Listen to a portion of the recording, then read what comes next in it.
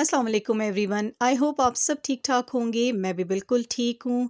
बड़े दिनों के बाद एक ब्राइट सनी डे हमें देखने को मिला। अल्हम्दुलिल्लाह मौसम बहुत बेहतर हो गया। ना ही स्मोक थी और ना ही फॉग थी। अल्लाह का बहुत शुक्र है। और इसके साथ साथ बच्चों के स्कूल, यूनिवर्सिटीज़ और कॉलेजेस भी ओपन हो गए थे। इंसान सब कुछ बर्दाश्त कर लेता है, लेकिन जब एजुकेशन इफ़ेक्ट होती है ना तो बहुत ज़्यादा अपसेटनेस होती है। मेरा तो माइंड बहुत ज़्यादा अपसेट हो जाता है कि बच्चों की बिला वजह की छुट्टियां हो जाती हैं। ऑनलाइन वर्किंग का या इसका मुझे समझ नहीं आती। ऑनलाइन स्टडीज़ की मुझे नहीं समझ आती, मुझे नहीं अच्छा लगता। रेगुलर जो बच्चे स्कूल जाते हैं, ट्यूशन्स जाते हैं, वो ही सिलसिला मुझे बहुत अच्छा लगता है। यहाँ मैं बना रही हूँ अपने हस्बैंड के लिए नाश्ता। आज नाश्ते में बना रही हूँ उनके लिए एक टोमेटो पेस्ट में अंडा, बिल्कुल ही हल्के ऑयल में। हम लोग ना थोड़े डाइट कॉन्शियस हो गए हैं, हमने ऑयल का इस्तेमाल थोड़ा कम कर दिया है, मैंने और मेरे हस्बैंड ने स्पेशली। तो अब डिफरेंट तरीक़ों से हम लोग नाश्ता करते हैं। कभी बेसन का चीला ले लेते हैं, कभी मल्टीग्रेन रोटी के साथ नाश्ता कर लेते हैं, और कभी इस तरह डिफरेंट तरीक़ों से अंडा बना लेते हैं, लेकिन ऑयल बहुत कम। आपकी हेल्थ ही आपकी वेल्थ है। आप जैसे जैसे बढ़ते हो ना उम्र में, आपको अपनी सेहत का बहुत ज़्यादा ख्याल रखना चाहिए। तो यहाँ उनका ऑमलेट सा रेडी हो गया था। और बात करते हैं अपने टॉपिक के बारे में। ऑर्गेनाइजेशन आइडियाज़ हर खातून के लिए डिफरेंट हैं। हर कोई डिफरेंट तरीक़ों से अपना घर ऑर्गेनाइज़ करती है, चाहे लो कॉस्ट में करे या हाई कॉस्ट में। हर एक की अपनी सोच है। मैंने जैसे अपना घर ऑर्गेनाइज़ किया है वही आपसे शेयर करूँगी। विंटर्स आ चुकी हैं, अब सर्दी महसूस होती है, तो मुझे भी इसकी थोड़ी-सी तैयारी तो करनी थी। जितना भी समर का स्टफ़ था वो लाके हम लोग अपने सोफ़ाज़ पे डाले जा रहे थे और बैग्स में सँभाले जा रहे थे, और जितना विंटर का कपड़ा था, रज़ाई वग़ैरह थी, वो सब निकाल लिए थे। अच्छा, यहाँ एक टिप आपको देना चाहूँगी कि आप जब कपड़े रखते हैं ना बैग्स में, तो नीम के ड्राई पत्ते क्रश करके ज़रूर उनके ऊपर डाल दें। कोई सिल्वर फिश पैदा नहीं होगी, कोई कीड़ा कपड़ों को नहीं काटेगा। नंबर 2, एक बहुत बेहतरीन ऑर्गेनाइज़र मुझे मिला है। इसकी क्वालिटी बहुत अच्छी है। मैं इसको हैंगर ही कहना चाहूँगी। डिफरेंट हुक्स हैं इसमें। इसको आप इजीली कहीं भी लगा सकते हैं, किसी भी डोर के साथ। अपने वार्डरोब के, अपने वॉशरूम के, अपने किचन कैबिनेट्स में, कहीं भी। मैंने जब ये लिया ना तो ये कहीं एडजस्ट नहीं हो रहा था, तो मैंने सोचा जो मेरी ओल्ड अलमीरा है उसके दरवाजे में इसको लगा के देखती हूँ, क्योंकि मुझे हैंड बैग्स कहीं रखने की समझ नहीं आती। स्पेस इतनी नहीं है और चीज़ें ज़्यादा हो जाती हैं तो थोड़ा प्रॉब्लम हो जाता है। सो इस हैंगर को मैंने दरवाजे के साथ हैंग कर दिया, और इसके हुक्स के साथ मैंने लगा दिए अपने हैंड बैग्स। मुझे बहुत ही कन्वीनियंट लगा ये तरीका, और बहुत मैं रिलैक्स हुई।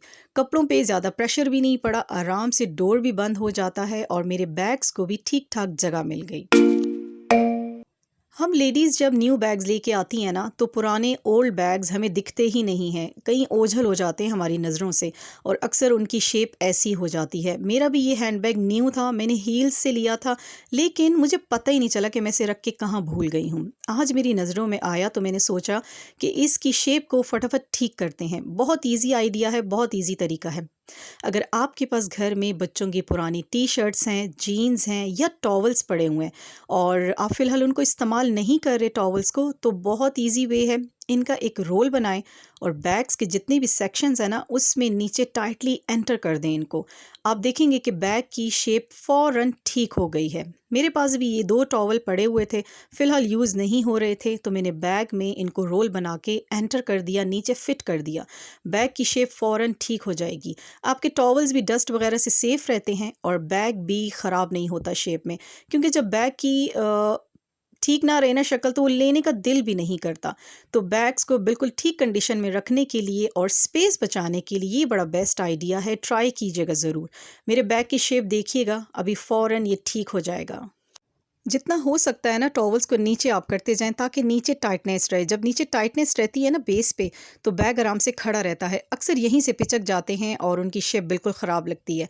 तो देखें कैसे एकदम से ठीक हो गया ये, और इसको भी मैं अपनी अलमीरा में ही हैंग कर दूँगी। लेडीज़ बैग्स इसीलिए जल्दी ख़राब हो जाते हैं कि उनकी पोजीशन का हम ख्याल नहीं करते। इनको अच्छी तरह फ़िल करके कहीं हैंग करें ना, जहाँ इनको थोड़ी हवा भी लगती हो और शेप भी इनकी सही रहे, तो इनकी लाइफ बढ़ जाती है। मेरे लिए तो कन्वीनियंट रहा ये हैंगर बहुत ज़्यादा। किचन में जब स्पेस कम हो और आपको चीज़ें हैंग करनी हो, तो उसका मैंने ये जुगाड़ ढूंढा है कि फ़्रिज की साइड पे ना मैंने प्लास्टिक हुक्स को एल्फ़ी के साथ चिपका दिया है। क्योंकि ये हुक्स भी इतने कन्वीनियंट नहीं है, ये बार-बार गिर जाते हैं, इनकी स्टिकिंग इतनी अच्छी नहीं होती। तो मैंने एल्फ़ी लगा के इन हुक्स को सही से स्टिक कर दिया है। अब इस पे मैं क्या हैंग करती हूँ, मैं इस पे अपने सिलिकॉन के ग्लव्स और ये टॉवल्स हैंग कर देती हूँ। ना ही दिखते हैं, ना बुरे लगते हैं और साइड पे मेरी हेल्प भी रहती है बार-बार हाथ वगैरह क्लीन करने से। इवन कि लाइटर भी मैं यहीं पे अपना हैंग कर देती हूँ। किचन को ऑर्गेनाइज करते वक्त ना अपने इलेक्ट्रॉनिक्स की क्लीनिंग करना और उनकी केबल्स को टाई करना मत भूलें। ये तरीका बहुत ही यूज़फुल है, बहुत ज़्यादा। मैं तो जब भी जो इलेक्ट्रॉनिक यूज़ करती हूँ ना उसको साथ के साथ क्लीन करके और केबल को दोबारा से रबर बैंड के साथ टाई कर देती हूँ, ताकि कैबिनेट में मेरे पास स्पेस भी रहे और एक दूसरे के साथ केबल्स अड़ें भी ना। हर होम मेकर चाहती है कि किचन में उसका टाइम कम से कम वेस्ट हो। जब भी कुकिंग करे तो झटपट कुकिंग हो जाए, तो इसके लिए आपको कुछ चीज़ों को हमेशा फॉलो करना चाहिए। जैसे कि जिंजर गार्लिक का पेस्ट बना के पहले से रख लें, red chilli and green chillies का पेस्ट बना के रख लें। मेरा ये लहसुन का पेस्ट है, 2 रंग का इसलिए लग रहा है कि नीचे वाला ओल्ड है थोड़ा और ऊपर वाला फ्रेश मैंने पेस्ट बनाया है। ये है कश्मीरी लाल मिर्च का पेस्ट, तो ये चीज़ें मेरे लिए बहुत ज़रूरी हैं। आज मैं बना लूँगी ग्रीन चिलीज़ का पेस्ट, ताकि मेरा जो कुकिंग का टाइम है ना वो कम लगे किचन में और मैं झटपट कुकिंग कर लिया करूं। इनको अच्छी तरह मैं वॉश कर चुकी हूं, अब इनका पेस्ट बना के मैं रख लूँगी। किचन ऑर्गेनाइज करते वक्त ना स्टोरेज बॉक्सेस भी बहुत अहम है, डिफरेंट ऑर्गेनाइजर्स भी बहुत अहम है। अगर आपको डबल ट्रिपल लेयर वाले बॉक्सेस मिलते हैं ना तो बहुत स्पेस बच जाती है। ये रैक मेरा बहुत ही फेवरेट है, इसमें छोटी शीशियाँ हैं जिसमें मैंने कलौंजी मेथी दाना वगैरह सेव किया हुआ है। एक न्यू आइटम मुझे मार्केट में मिला जिसमें 2 बॉटल्स हैं, ऑयल बॉटल्स हैं और 2 नमकदानियाँ हैं। बहुत ही कॉम्पैक्ट है, कम जगह लेगा और ऑर्गेनाइज भी लगेगा। मुझे जब भी ऐसा कोई न्यू आइटम मिलता है ना मार्केट में, ज़रूर परचेज़ कर लेती हूँ। मेरा अपना शौक़ भी है कि मेरा किचन बिल्कुल ऑर्गेनाइज़, नीट, क्लीन लगे और स्पेस भी मेरे पास बची रहे। तो इंशाल्लाह इसको फिर सेट करते हैं। डबल एंड ट्रिपल सेक्शन वाले जो बॉक्सेस होते हैं ना, आपका टाइम और आपकी स्पेस बहुत सेव करते हैं। इसमें मैंने अब डाला हुआ है दालचीनी पाउडर, मोरिंगा पाउडर और थर्ड वाले में मैं डालूंगी मेथी दाने का पाउडर। तो हम लोग ये चीज़ें मॉर्निंग में यूज़ करते रहते हैं। जब ये मेरे सामने रहेगा ना तो मुझे ढूंढने में दिक्कत नहीं होगी, तीनों बॉक्सेस आराम से मेरे सामने पड़े रहेंगे। ये भी 3 सेक्शंस वाला बॉक्स था, इसका एक सेक्शन मुझसे टूट गया था गिर के, लेकिन ये भी बहुत ज़बरदस्त है। इसमें मैं अक्सर मैरिनेट करके चीज़ें फ्रीज़र में रखती हूँ। बच्चों के लंच से रिलेटेड हों या हमारी डाइट से रिलेटेड हों, तो बहुत मज़े के ये बॉक्सेस हैं। ऐसी चीज़ों पे अगर आप थोड़ा सा पैसा लगाते हो ना तो आपका पैसा ज़ाया नहीं होता। मटेरियल भी बहुत अच्छा होता है ऐसी चीज़ों का और आपकी स्पेशली स्पेस बहुत ज़्यादा सेव करते हैं ये। घर को क्लीन रखने में ना आपके मैट्स बहुत ज़्यादा अहमियत रखते हैं। हमेशा ऐसे मैट्स यूज़ करें जो कि स्लिपरी ना हो और डस्ट को अपने अंदर छुपा के ना रखें। अब ये जो है ना मैट्स मुझे बहुत ही अट्रैक्टिव लगे थे, मैंने ले लिए, लेकिन इनका प्रॉब्लम ये है कि ये स्लिप करते हैं टाइल्स पे और इनके अंदर अंदर कहीं छुपी रहती है डस्ट। चाहे झाड़ू से जितना भी झाड़ लो आप, हर वीक इनको वॉश कर लो, लेकिन देखें कितनी ही डस्ट रहती है इनके अंदर। अब मैंने इनको हटा के ना रबर वाले मैट्स रख दिए हैं, क्योंकि ये स्लिप नहीं करते, इजीली वॉश हो जाते हैं, इजीली ड्राई हो जाते हैं। जितनी भी डस्ट हो ना इनके ऊपर ही रहती है। तो ऐसे मैट्स ज़रूर यूज़ करें जो कि क्लीनिंग में प्रॉब्लम ना करें। रूम के आगे जूते बिखरे रहे ना तो वो बहुत ही बुरे लगते हैं, बार बार आपको चोट भी लगती है, कोई ना कोई पिन जूते के पाँव में चुभ जाती है। तो इसका आसान हल मैंने ढूंढा कि एक छोटा सा रैक साथ में रख दिया है और उसमें वही जूते रहते हैं हमेशा जो हम डेली यूज़ करते हैं। लकड़ी के बर्तन बहुत खूबसूरत लगते हैं, जब उन पे पेंट वेंट हुआ हो ना तो बहुत ही प्यारे लगते हैं, लेकिन अक्सर किचन में पड़े पड़े ना उन पे चिकनाहट आ जाती है। मैं इसमें इलायची वगैरह कूटती हूँ, सोच रही थी कि इसकी अच्छी से क्लीनिंग करूँ क्योंकि इसका रंग थोड़ा सा डल हो गया था। इसकी क्लीनिंग कैसे की जाए, अगर रगड़ा जाएगा तो सारा पेंट उतर जाएगा, तो इसका आसान हल मैंने सोचा, ताकि मेरी एनर्जी भी ना वेस्ट हो, टाइम भी वेस्ट ना हो। मैंने इसको जेल लगा के सुबह से रख दिया था, अच्छी तरह जेल की लिपाई मैंने इस पर कर दी और कुछ भी नहीं लगाया।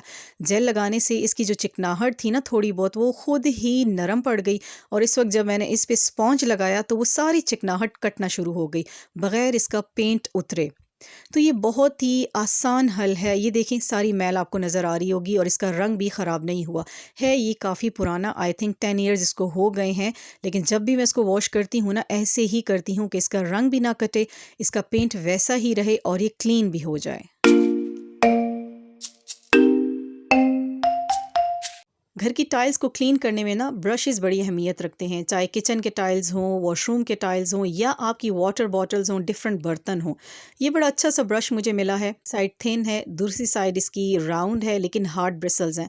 तो इससे मैं अपनी किचन की जो वॉल है ना सामने, इसको अच्छे से क्लीन करूँगी। इसी तरह जो दूसरा ब्रश पड़ा हुआ है उसको भी मैं इसी पर्पज़ के लिए लाई हूँ कि बर्तनों के जो किनारे होते हैं ना वो अच्छे से क्लीन हो जाएँ।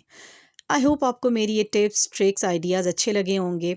अगर अच्छे लगे हैं तो लाइक, सब्सक्राइब एंड शेयर ज़रूर कीजिएगा। हमेशा साथ रहिएगा, दुआओं में याद रखिएगा। टेक केयर एंड अल्लाह हाफ़िज़।